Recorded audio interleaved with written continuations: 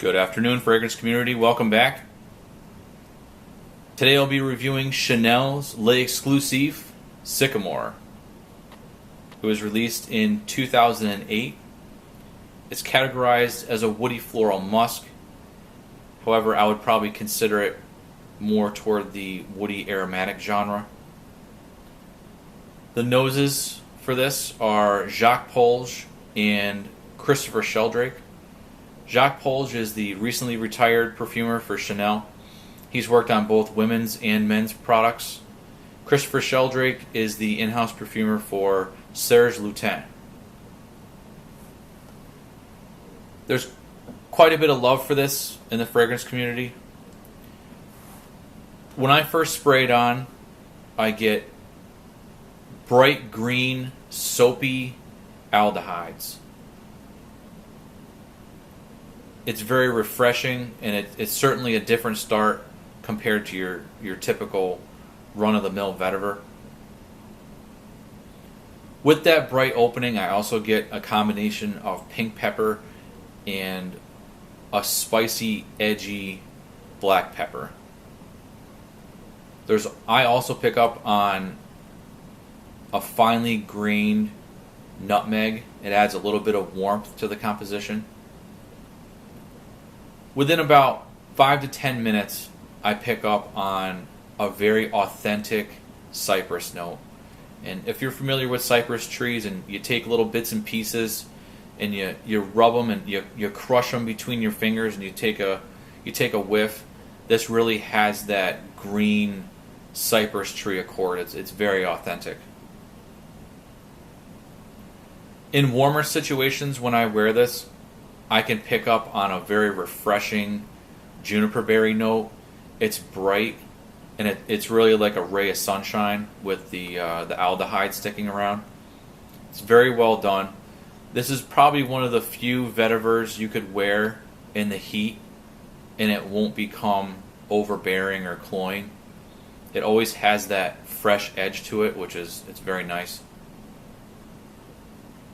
I don't pick up on tobacco. I know that's listed in the notes. I don't get that at all. I get more pepper more than anything. Pepper and nutmeg. This Sycomore really isn't to my taste.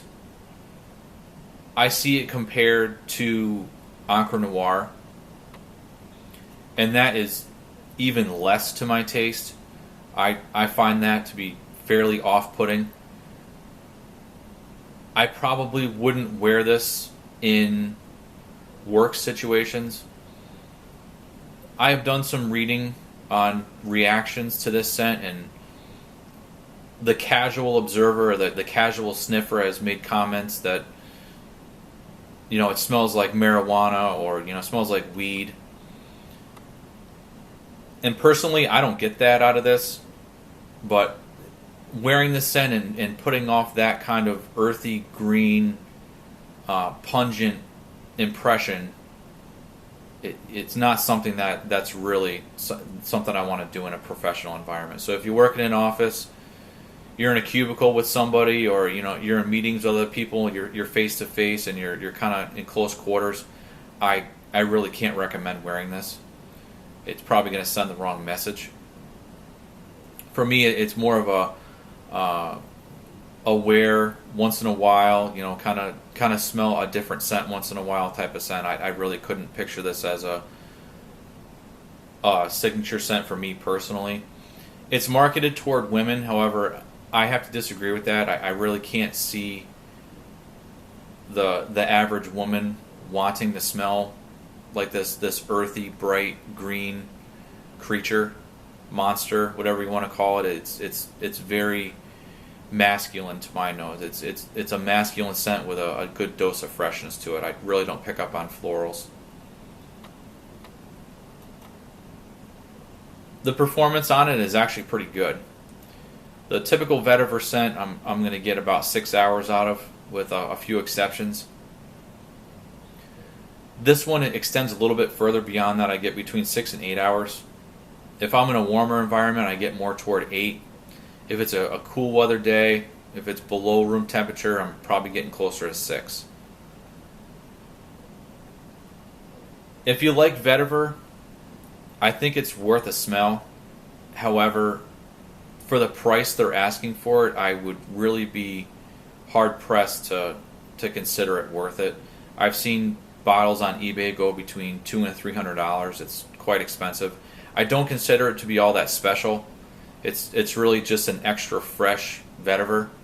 So even with the hype out there, I would still temper your expectations.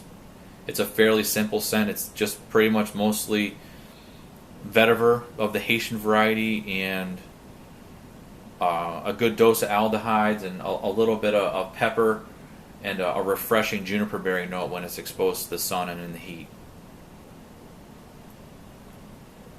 If you've tried this one, let me know what you think about it. I consider it to be interesting. It's borderline wearable. Unfortunately, it's not really that office safe. Please comment, like, and subscribe, and thanks for watching.